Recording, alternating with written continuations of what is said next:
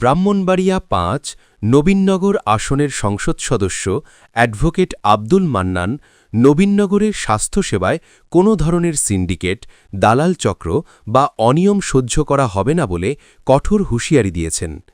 তিনি জোর দিয়ে বলেন, স্বাস্থ্যসেবা জনগণের মৌলিক অধিকার, এখানে কোনো প্রভাব, পরিচয় বা স্বজনপ্রীতির সুযোগ নেই।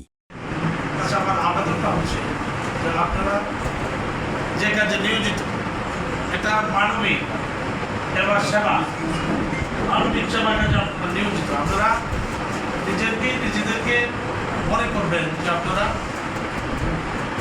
একজন নোবেল প্রফেশনে নিয়োজিত। আমি নোবেল প্রফেশনের কারণে বললাম যে আমি আজকে যে প্রতিষ্ঠানগুলি সরাসরি সোমবার দুপুরে নবীনগর উপজেলা স্বাস্থ্য কমপ্লেক্সের সম্মেলন কক্ষে অনুষ্ঠিত উপজেলা স্বাস্থ্য বিভাগীয় সমন্বয় সভায় প্রধান অতিথির বক্তব্যে তিনি এসব কথা বলেন। সভায় এমপি আব্দুল মান্নান বলেন, বিএনপি বা অন্য কোনো রাজনৈতিক পরিচয় ব্যবহার করে কেউ অপকর্ম করলেও তাদের বিরুদ্ধেও ব্যবস্থা নেওয়া হবে। তিনি সততা ও নিষ্ঠার সঙ্গে দায়িত্ব পালনের জন্য সংশ্লিষ্ট সবাইকে নির্দেশ দেন এবং বলেন, দুর্নীতি, অনিয়ম বা হয়রানি কোনোভাবেই বরদাস্ত করা হবে না। সভায় সভাপতিত্ব করেন উপজেলা স্বাস্থ্য ও পরিবার পরিকল্পনা কর্মকর্তা ডাক্তার মোহাম্মদ হাবিবুর রহমান।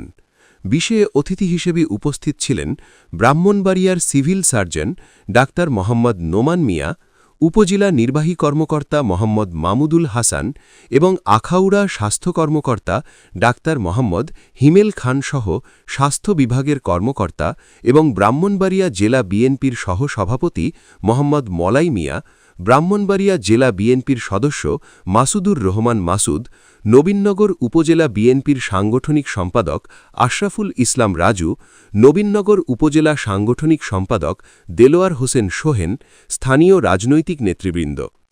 এমপি আরও জানান, নবীনগর উপজেলা স্বাস্থ্য কমপ্লেক্সকে ৫০ শয্যা থেকে ১০০ শয্যায় উন্নীত করার কাজ চলমান রয়েছে। উপজেলার মানুষের জন্য উন্নত ও মানসম্মত স্বাস্থ্যসেবা নিশ্চিত করতে সরকার ও তিনি সমন্বিতভাবে কাজ করছেন বলে জানান তিনি।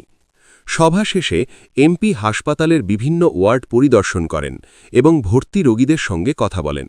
এ সময় চিকিৎসা সেবা, ওষুধ সরবরাহ, চিকিৎসক, নার্সদের উপস্থিতি এবং হাসপাতালের সার্বিক ব্যবস্থাপনা সম্পর্কে খোঁজ নেন। রোগীদের অভিযোগ ও পরামর্শ শুনে দ্রুত সমাধানের জন্য সংশ্লিষ্টদের প্রয়োজনীয় নির্দেশ দেন তিনি। স্থানীয়দের প্রত্যাশা, এমপির এই কঠোর অবস্থানের ফলে নবীনগরের স্বাস্থ্য খাতে শৃঙ্খলা ফিরবে এবং সাধারণ মানুষ আরও উন্নত সেবা পাবে।